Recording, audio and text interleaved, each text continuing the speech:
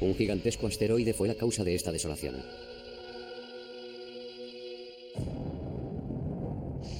Una colisión de una violencia inaudita, millones de toneladas de rocas transformadas en vapor incandescente y la desaparición de cualquier rastro de agua en la superficie del planeta azul.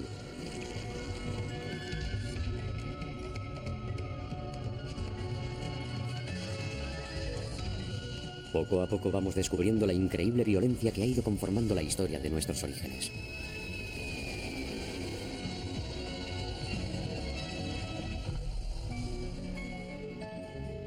Hace 2.200 millones de años, el hielo cubrió completamente el planeta durante varias decenas de millones de años, borrando prácticamente todo rastro de vida.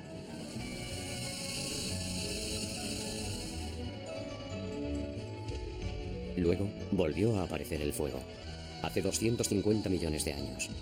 Erupciones que desarrollaban un calor excepcional, procedentes de las profundidades de la corteza terrestre, rediseñaron nuestro mundo, causando la desaparición de más del 90% de los seres vivos. La vida en la Tierra ha estado varias veces amenazada de extinción. Pero ahora empezamos a comprender que esos episodios catastróficos han sido etapas determinantes en el camino que ha recorrido la evolución hasta nosotros. Y sin lugar a dudas, gracias a los grandes episodios glaciares, nuestros microscópicos antepasados evolucionaron alcanzando formas de vida más voluminosas. Ciertas teorías afirman que fue el violento episodio eruptivo lo que obligó a nuestros viejos antepasados a proteger a sus pequeños en los vientres maternos. Lo que somos en este planeta se lo debemos a las sucesivas estrategias que la vida ha desarrollado para sobrevivir a los diferentes cataclismos que han devastado el planeta. Es esta historia increíble, nuestra historia, la que estamos descubriendo hoy. Planeta Tierra.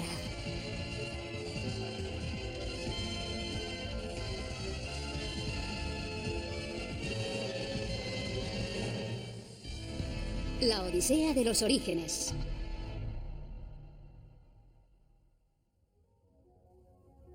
Al principio, la Tierra era muy diferente a como la conocemos hoy. Aquí la vemos hace 4.600 millones de años. Está rodeada de una espesa capa de nubes. Bajo las nubes, el planeta es escarlata. Su atmósfera, mucho más densa que la actual, solo deja filtrar los rayos rojos hasta la superficie. Aún no existe ningún continente. Está cubierta casi en su totalidad por océanos.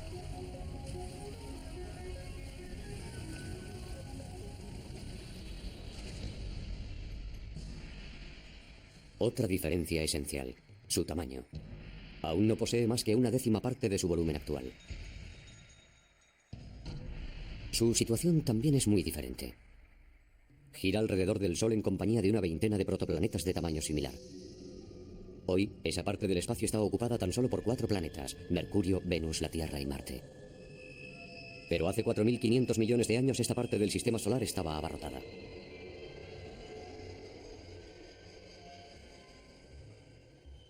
Pero, ¿cómo se convirtió la Tierra en el planeta azul que conocemos hoy?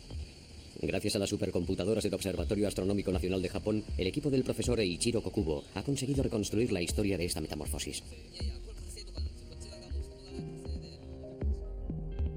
Durante unos 10 millones de años, los 20 protoplanetas siguieron sabiamente su curso alrededor del Sol.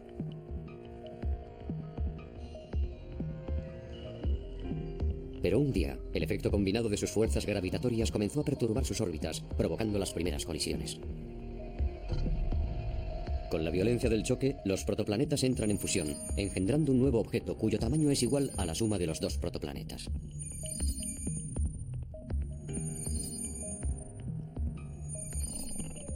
El tamaño de un planeta depende directamente del número de colisiones que lo han engendrado.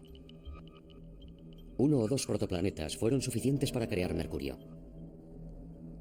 Para la formación de Venus hicieron falta 8. Marte pudo ser perfectamente un protoplaneta arcaico que no sufrió ninguna colisión.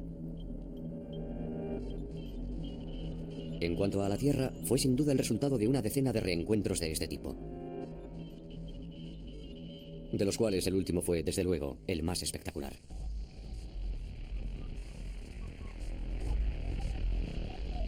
Este planeta es ya prácticamente la Tierra. Se creó gracias a la colisión de varios protoplanetas.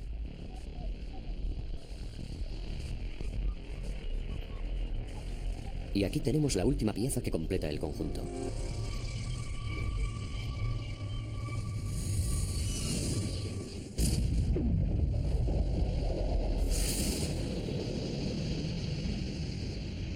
La extraordinaria fuerza de la colisión expulsa hacia el espacio enormes cantidades de rocas en fusión. Más tarde, atraída por la gravedad, la parte esencial de esa materia vuelve a aglomerarse progresivamente sobre la superficie del planeta. Pero la colisión no se produjo de forma totalmente frontal, y algunos restos fueron proyectados todavía más lejos en el espacio, donde permanecieron orbitando alrededor del planeta durante mucho tiempo después de la colisión. Vistos desde la superficie, debían formar un inmenso cinturón, parecido a los anillos de Saturno.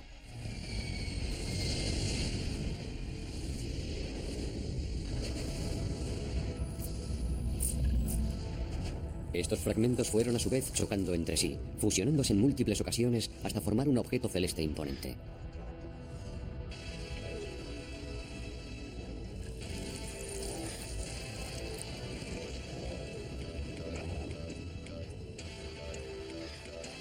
El satélite de nuestro planeta fue producto de esos encuentros. Ahora nos resulta mucho más familiar. Es la Luna.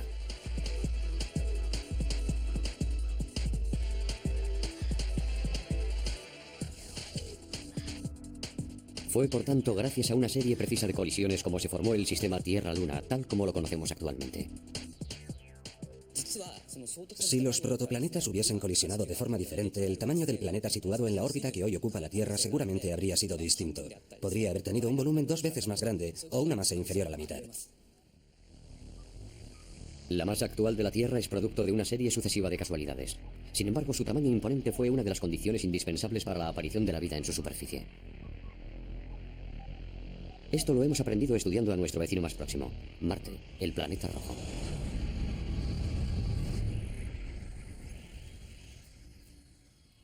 Las últimas expediciones espaciales nos han revelado que en algún momento de su historia, aquí había un océano.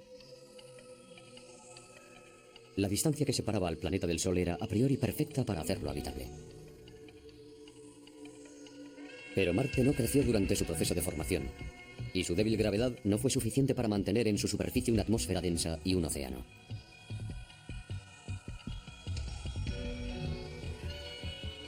Si el tamaño de nuestro planeta hubiese seguido siendo pequeño, es probable que en la actualidad presentase un aspecto igual de desolado que el paisaje marciano. Pero la masa que adquirió la Tierra durante su crecimiento le dotó de una fuerza de atracción muy superior. Gracias a ella, ha podido conservar durante mucho más tiempo sus océanos.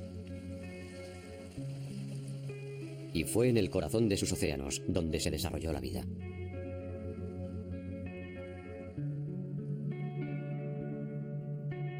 Pero ¿a qué se parecían las primeras formas de vida que surgieron en la Tierra? ¿Quiénes eran nuestros antepasados más antiguos? La respuesta a estas preguntas se encuentra en un país cubierto en un 80% de glaciares a lo largo de todo el año: Groenlandia.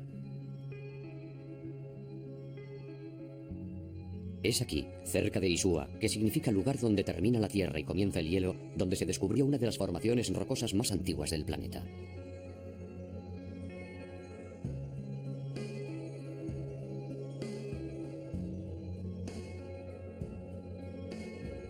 Este macizo tiene más de 3.800 millones de años.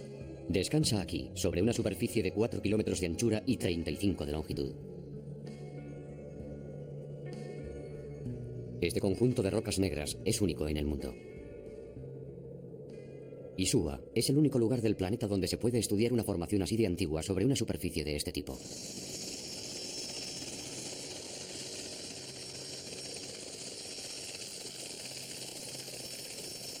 Es aquí donde se han descubierto los rastros de vida más antiguos que se conocen en la actualidad. El profesor Minik Rosing es el autor de este extraordinario descubrimiento.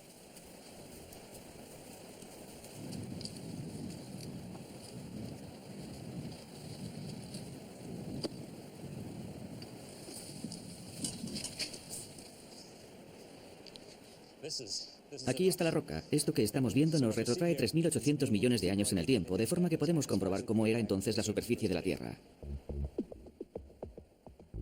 En esta roca de aproximadamente 1 metro cuadrado, es la franja negra lo que monopoliza la atención de los científicos del mundo entero. Contiene los rastros de vida más antiguos que se han descubierto hasta la fecha en nuestro planeta. Pese a disponer de una perspectiva excepcional, no podemos distinguir a simple vista los fósiles de estos primeros antepasados. La única diferencia que hay entre este gris y este negro es que este contiene carbono y que el carbono procede de organismos vivos.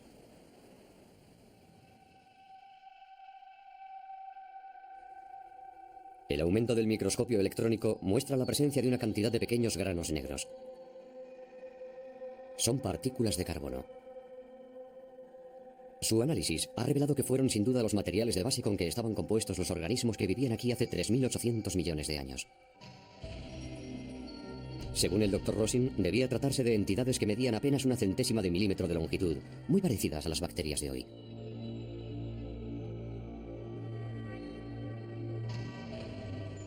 Un examen más profundo de las rocas ha despejado ciertos indicios relacionados con su modo de vida. Estas numerosas líneas paralelas más oscuras que se distinguen sobre la superficie de la roca las produjo la acumulación de polvo y cápsulas de bacterias sobre el fondo marino. Si estas líneas son rectas es porque este lugar estaba al abrigo de las perturbaciones que producen las olas y las corrientes. Hace alrededor de 3.800 millones de años, este lugar era un remanso de paz en el fondo del océano, a varios cientos de metros de la superficie y lejos de la costa. Y en las profundidades de este océano primordial ya se desarrollaban organismos que obtenían sin duda del agua del mar los nutrientes necesarios para su subsistencia, así como el carbono del que estaba formada su envoltura. Esta es la roca más antigua que podemos estudiar en la superficie de la Tierra, y al remontarnos con ella en el tiempo, comprobamos que ya entonces había vida. De modo que por mucho que nos remontemos en el tiempo, comprobaremos que siempre ha habido vida. Yo creo que la vida apareció en la Tierra hace aproximadamente 4.300 millones de años, desde que se formaron los océanos y se dieron las condiciones necesarias para su desarrollo. Estas huellas representan la forma de vida conocida más antigua de nuestro planeta. Son la impronta tangible de los orígenes de esta vida, que surgió en el corazón de un océano situado en un planeta lo bastante voluminoso para poder conservarlo. El principio de un largo periplo evolutivo que al cabo de 4.000 millones de años daría lugar al hombre actual. Pero aún faltaban muchas pruebas que superar. La siguiente gran amenaza vendría del espacio. Numerosos fragmentos, que nunca llegarían a alcanzar el tamaño crítico de un planeta, continuaban recorriendo el sistema solar. Y aunque la Tierra había adquirido una masa suficiente para que la vida se desarrollase en su superficie, su nueva fuerza gravitatoria había multiplicado también el número de asteroides a los que atraía. Y la energía que libera un objeto celeste al chocar contra la Tierra supera en mucho lo que somos capaces de imaginar. Nos encontramos en Arizona, en el paraje del Meteor Crater National Landmark, más conocido por el nombre de Crater Barringer. Este inmenso cráter de 1.200 metros de diámetro es el resultado de un impacto que tuvo lugar hace aproximadamente 50.000 años. Pero ¿cuál era el tamaño del meteorito que se estrelló aquí? En el verano de 2003, un centenar de personas procedentes de los 4 puntos cardinales de Estados Unidos se reunieron aquí para festejar un acontecimiento.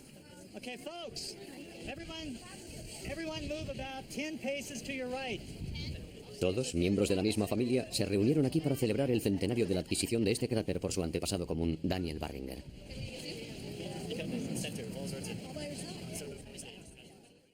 Daniel Barringer era empresario. Había hecho fortuna con la explotación minera a finales del siglo XIX. En 1903 compró este cráter con la idea de extraer la cantidad de hierro y níquel que debía contener el gigantesco meteorito que lo había producido.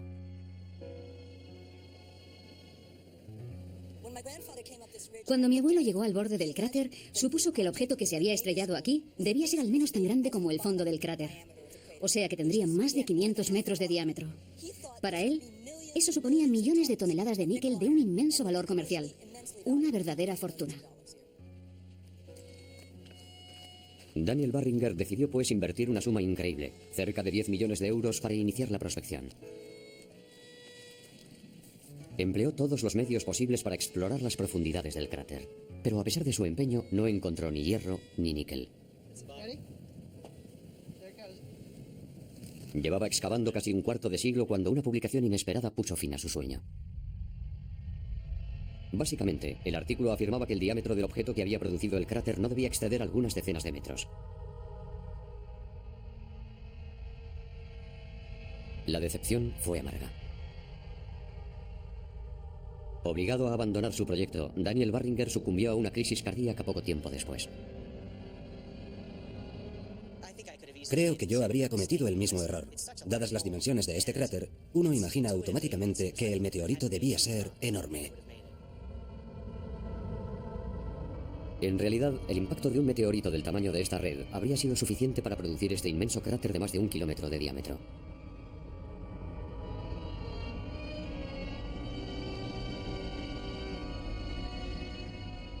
Se cree que un objeto de un tamaño infinitamente superior colisionó con la Tierra hace 4.000 millones de años. Un asteroide de un diámetro 10.000 veces superior al del meteorito Barringer, cuya masa debía ser 1 trillón de veces mayor.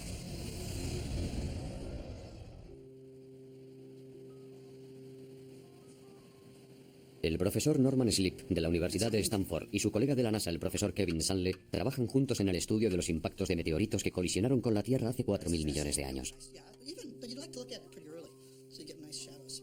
Pero la intensa actividad tectónica de nuestro planeta hace mucho tiempo que borró de su superficie el más antiguo de sus cráteres.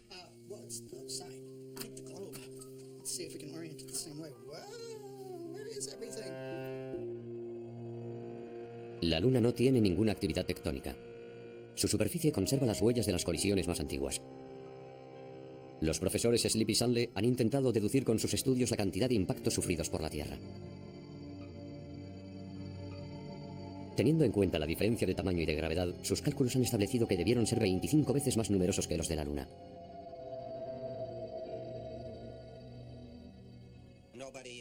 Nada marca la trayectoria de los asteroides que colisionan con los planetas. La diferencia de dimensión es la razón por la cual la Tierra sufre más impactos. De la misma forma que si unos cazadores disparasen al azar dentro de un bosque, los ciervos serían alcanzados con más frecuencia que los conejos. Hemos catalogado los cráteres más grandes de la Luna. Luego hemos aplicado un coeficiente que tiene en cuenta el tamaño más grande de la Tierra. El resultado nos muestra que la Tierra ha sufrido impactos de asteroides de hasta 500 kilómetros de diámetro. Estos son los resultados de los cálculos, con el tamaño de los asteroides y el número probable de colisiones para cada tipo. Establecen que la Tierra ha podido sufrir hasta 6 impactos de meteoritos de más de 500 kilómetros de diámetro. Al adquirir su volumen actual, nuestro planeta se convirtió en un gigantesco imán de meteoritos gigantes. Un objeto de 500 kilómetros de diámetro que se desplaza a 20 kilómetros por segundo y se inmoviliza en 20 segundos liberando toda su energía, produce una explosión extraordinaria. En aquella época, un microbio tenía más posibilidades de sobrevivir instalándose en Marte que en la Tierra. ¿Cómo imaginar entonces el efecto que pudo producir un asteroide de 500 kilómetros de diámetro entrando en colisión con la Tierra? Esta reconstrucción se ha realizado bajo el control de expertos en geofísica. Para facilitar la comprensión de las proporciones, la Tierra se ha representado tal y como la conocemos en la actualidad. Un asteroide de 500 kilómetros de diámetro es, por ejemplo, más grande que cualquiera de las islas que conforman Japón.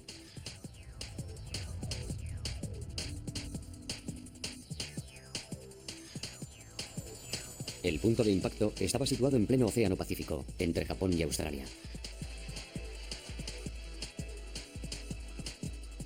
La velocidad del asteroide es de 72.000 kilómetros por hora, pero como es enorme, todo parece desarrollarse a cámara lenta.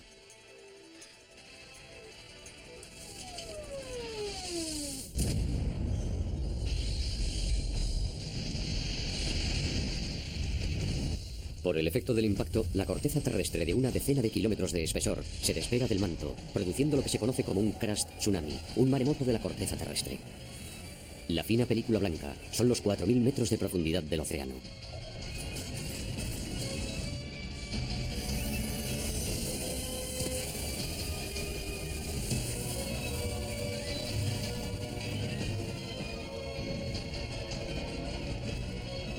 El archipiélago de Japón queda automáticamente pulverizado.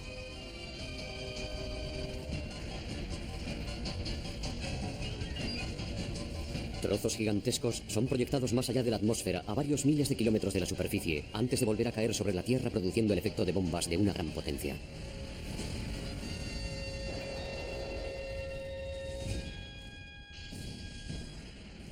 Los labios del cráter forman una inmensa cadena de montañas de 7.000 metros de altura.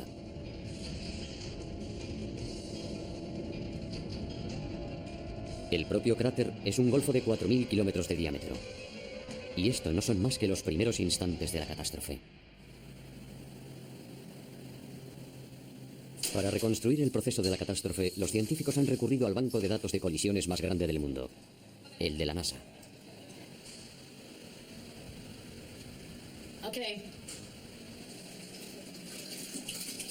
Este recipiente lleno de agua simulará el comportamiento del océano en el momento del impacto.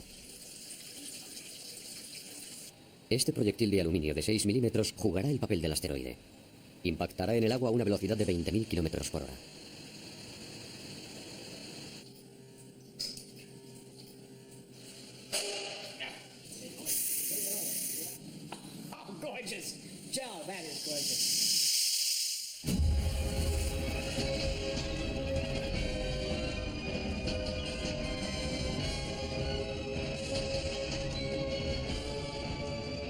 El impacto de este pequeño proyectil bala de 6 milímetros ha perturbado violentamente la totalidad del metro cúbico de agua que contiene el recipiente. Pero el verdadero efecto que produce la liberación de energía en el momento del impacto solo puede observarse a cámara lenta, aquí, a 6.000 imágenes por segundo.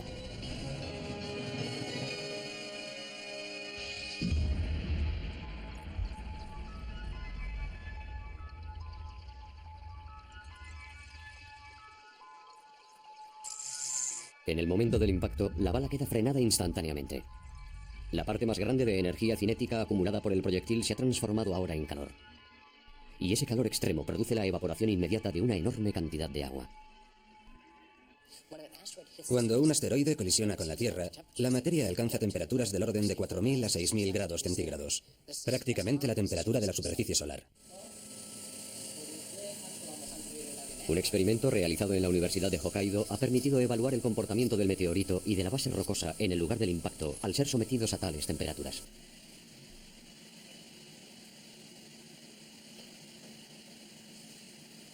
Este trozo de roca de unos 5 milímetros de diámetro tiene una composición similar a la de los meteoritos. Este aparato va a aumentar progresivamente su temperatura en el vacío a más de 2.000 grados.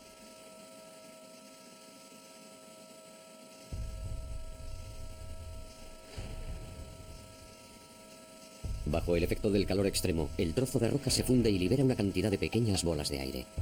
La roca, como el agua, puede alcanzar el punto de ebullición. Entonces se transforma en un gas que se denomina vapor de roca.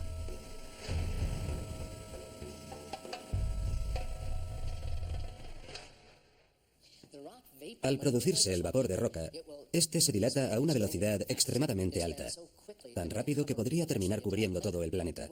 La consecuencia del impacto de un meteorito no es solo el cráter o la zona del impacto, es principalmente el calentamiento que provoca dentro y alrededor de la atmósfera. Es ese calor lo más destructivo.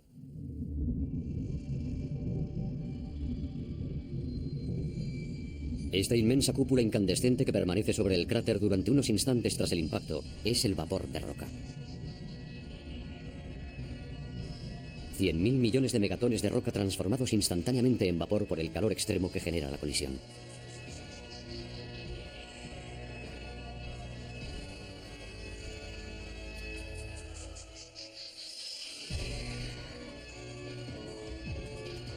Tras inflarse formando una cúpula, esta masa de vapor de roca se aplana y se expande a gran velocidad en todas direcciones.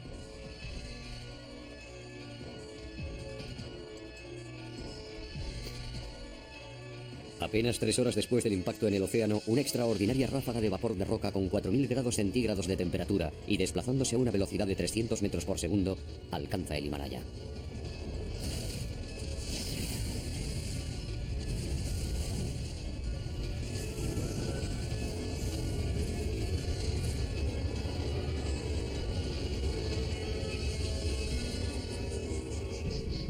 El vapor de roca alcanza ahora la Amazonia, en las antípodas del lugar donde se produjo el impacto.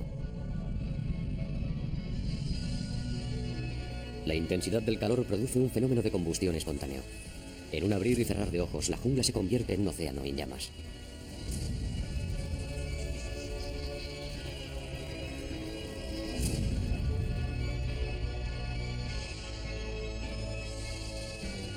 24 horas después del impacto, el planeta entero está cubierto de una nube de vapor de roca a alta temperatura.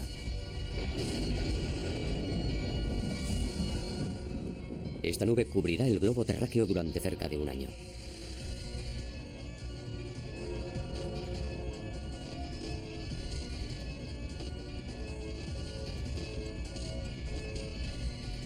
El océano, origen de la vida, no escapa a la catástrofe. Mientras el vapor de roca termina de envolver la Tierra, la superficie marina borbodea por todas partes. Luego entra en ebullición. La violencia de la evaporación hace descender el nivel del agua a un ritmo inimaginable de 5 centímetros por minuto.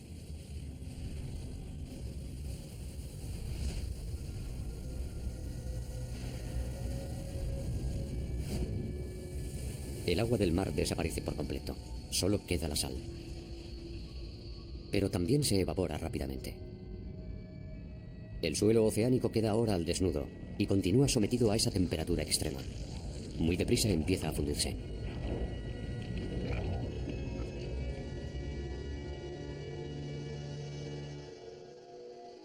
Tan solo un mes después del impacto, este es el aspecto que mostraría la Tierra bajo su mortaja de vapor de roca.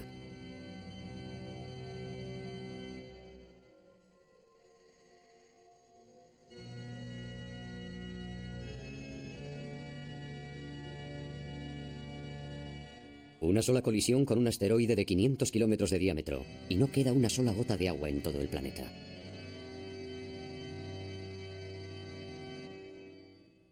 Cuando se produjo aquel acontecimiento, debió erradicarse toda forma de vida de la superficie del globo. Y sin embargo, nosotros estamos aquí.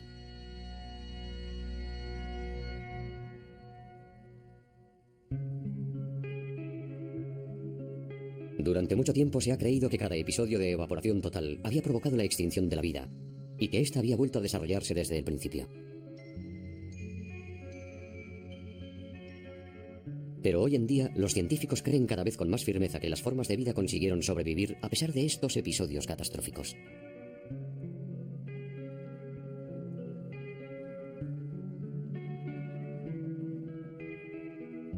Un reciente descubrimiento llevado a cabo en Nuevo México apoya esta teoría.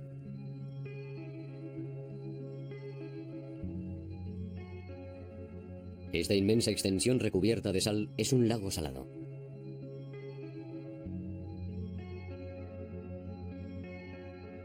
Hace 250 millones de años, esta región estaba ocupada por el mar. Un levantamiento del zócalo rocoso secó la zona. El agua desapareció, pero la sal permaneció. Un investigador lo ha considerado una versión reciente de un episodio de evaporación total, y se ha dedicado al estudio de su impacto sobre los microbios presentes en aquella época. El profesor Russell Brilland es microbiólogo en la Universidad de Westchester. Ha descubierto que el lugar donde se encuentra un depósito de basura nuclear, situado en las proximidades del lago salado, ofrece las condiciones ideales para realizar sus investigaciones.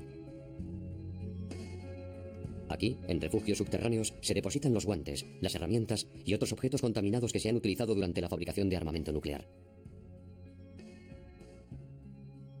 Estos restos se depositan en el centro de un lecho de cristales de sal de casi 1000 metros de espesor que se formó cuando se secó el mar. Los cristales de sal tienden a dilatarse progresivamente, lo que significa que al cabo de varios siglos, los desechos radiactivos estarán completamente aprisionados en el interior de un bloque de sal.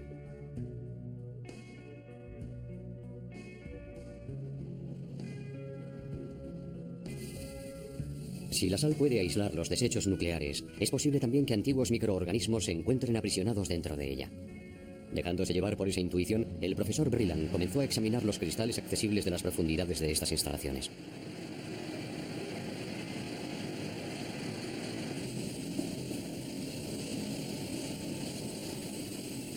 Este laberinto de depósitos subterráneos tiene las dimensiones de una verdadera ciudad excavada en el interior del bloque salino. Las paredes, los techos, todo es aquí de cristal de sal.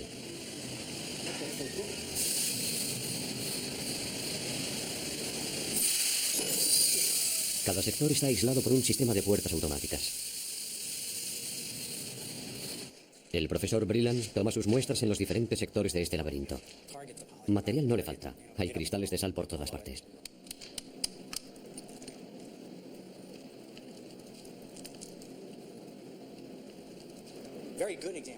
Esto es un ejemplo muy bueno, en mi opinión. Porque aquí podemos ver franjas y estrías muy visibles, representando cada una de ellas una gota muy pequeña del océano Pérmico, prisionera en este cristal desde hace 200 millones de años. Para él, cada uno de estos cristales es tan precioso como un diamante. En el interior pueden distinguirse minúsculas inclusiones líquidas. Son gotitas de agua de mar, prisioneras desde la cristalización de la sal hace 250 millones de años. Están completamente aisladas del mundo exterior debido a la extrema solidez de las paredes. Haciendo un minúsculo agujero en este cristal, el profesor Brilland ha extraído cuidadosamente su contenido, y el análisis de la muestra le ha conmocionado. Ha descubierto microorganismos perfectamente formados.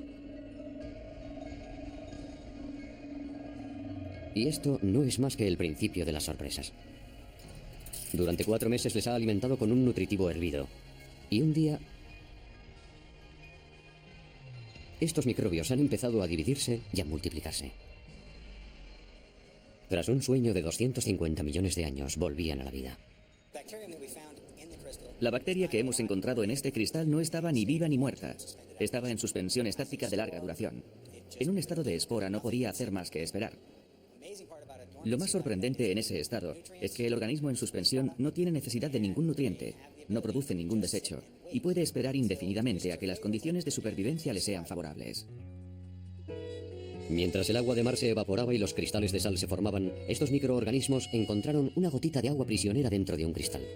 Era su mejor posibilidad de supervivencia. La vida es tenaz. Es capaz de descubrir los lugares más insospechados para prolongar su existencia. Para el profesor Brilland, esta tenacidad constituye la esencia misma de la vida. Lo que más me maravilla es la tenacidad de la vida. Una vez aparece y se establece en este planeta, haría falta una catástrofe de una dimensión inimaginable para hacerla desaparecer. Pero el episodio de evaporación total que se produjo hace 4.000 millones de años tuvo que ser mucho más destructivo que una simple sequía. La intensidad del calor hizo desaparecer el agua, pero también la sal del suelo oceánico. Y las proteínas, que son los ladrillos del cimiento de la vida, se desintegran cuando la temperatura se aproxima a los 150 grados. ¿Cómo sobrevivir entonces en semejantes condiciones? El equipo del profesor Slip ha descubierto una solución inesperada para este problema. Un hábitat enterrado a mucha más profundidad que los cristales de sal. Este gráfico materializa la repartición de las temperaturas sobre la superficie de la Tierra. El calor procede del corazón del planeta, de modo que las regiones más profundas o próximas a un volcán submarino son las más calientes. Cuanto más nos aproximamos a la superficie, más disminuye la temperatura. En las zonas verdes no excede los 100 grados, en las azules no supera los 50.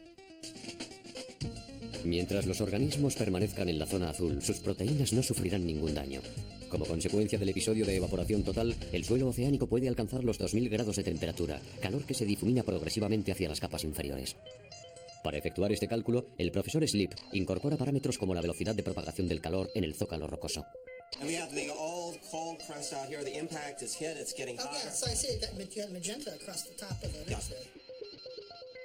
El calor se difunde lenta pero indefectiblemente, al ritmo de 1 metro por año.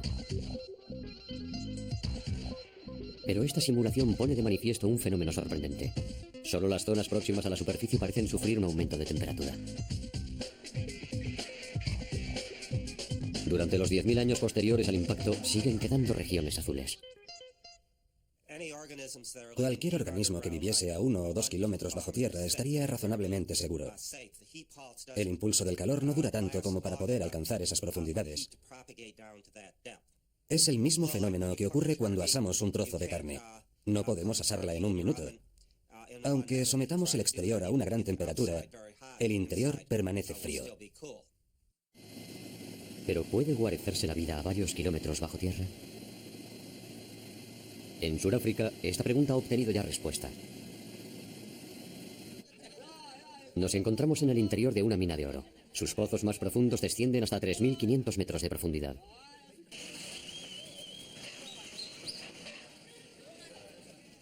$400 toneladas de oro se extraen cada año de las minas surafricanas por un valor de mercado de 4.000 millones de euros.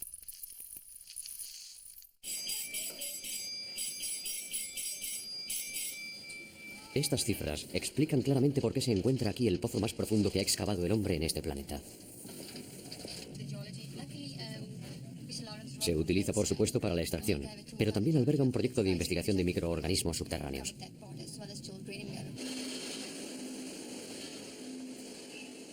Antes de la construcción de este pozo, se creía que el mundo de las profundidades era exclusivamente mineral.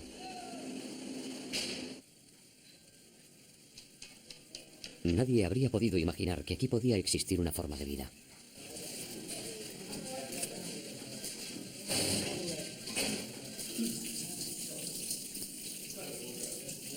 A esta profundidad es esencial verificar constantemente los niveles de metano.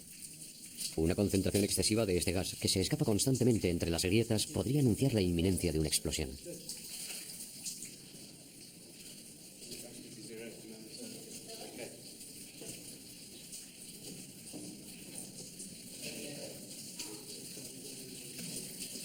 En lo más profundo de este mundo de silencio y tinieblas, estos investigadores han descubierto huellas indiscutibles de vida.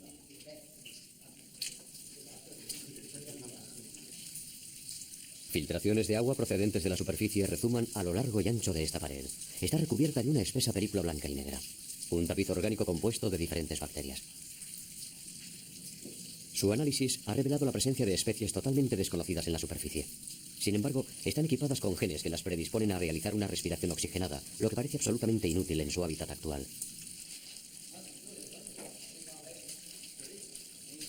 Es, sin duda, la prueba de que estos microorganismos hace mucho tiempo que se han abierto camino hasta aquí desde la superficie. Han resbalado por los intersticios de la roca hasta llegar a este extraño hábitat, donde han logrado sobrevivir. Antes se creía que no existía ninguna forma de vida a más de 60 centímetros de la superficie. Gracias a los estudios realizados en las profundidades de este pozo, hoy sabemos que se pueden encontrar organismos vivos a 3.000 metros bajo tierra. Si dispusiésemos de acceso a otros lugares así de profundos, encontraríamos seguramente huellas de organismos cuya organización sería, sin duda, similar a la que hemos observado aquí.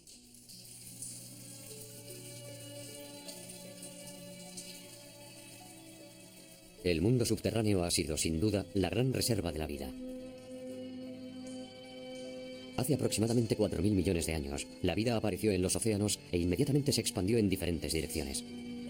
Algunas de sus formas alcanzaron, obviamente, las profundidades de la Tierra. Un episodio de evaporación total eliminó, sin duda, toda la vida de los océanos. Pero los organismos que se refugiaron lejos, bajo la superficie, sobrevivieron. No cabe duda de que la Tierra se transformó durante un tiempo en una bola incandescente. Pero al cabo de un año, el vapor de roca se disipó y la temperatura empezó a disminuir progresivamente.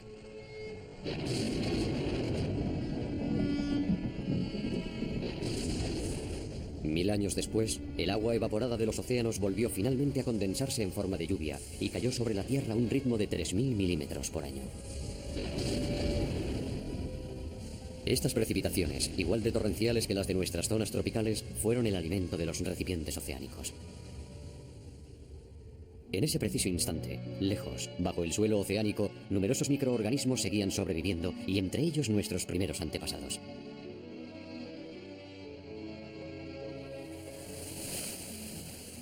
Durante más de 2.000 años, la lluvia continuó cayendo intermitentemente, y el océano se llenó de nuevo.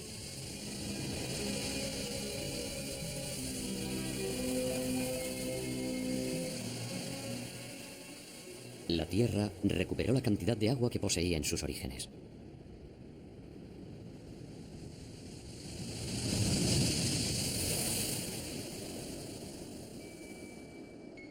Un nuevo mundo oceánico resurgió en la superficie del planeta.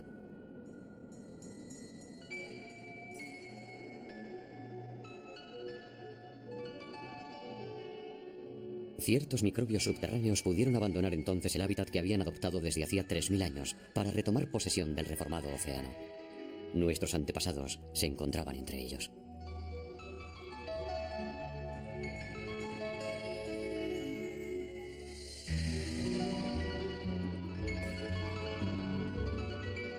Pese a su talla microscópica, se lanzaron al asalto de aquellos nuevos espacios. Y haciéndolo, volvieron a poner en marcha la gran ruta evolutiva, que al final de un viaje de 4.000 millones de años, llegaría hasta nosotros.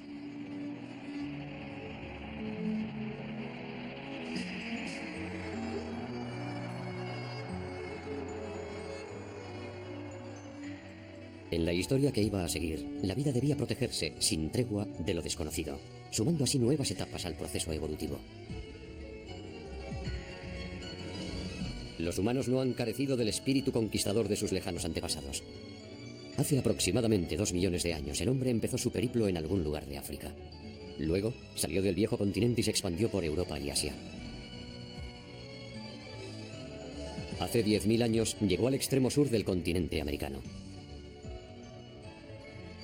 Los continentes estaban conquistados. Algunos se lanzaron a la conquista de los océanos.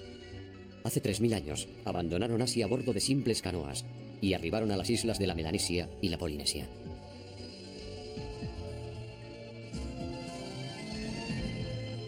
Hace 1000 años llegaron a Hawái, la isla de Pascua, Nueva Zelanda y el conjunto de archipiélagos del Pacífico. Todas las tierras que habían emergido en el planeta estaban habitadas por el hombre.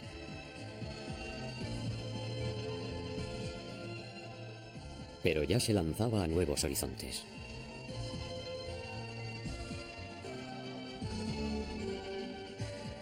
Los seres humanos llevamos sin duda inscrito en nuestros genes la obstinación de las primeras bacterias que sobrevivieron al episodio de la evaporación total, esa fuerza irreprimible de la vida que nos empuja siempre a llegar más lejos.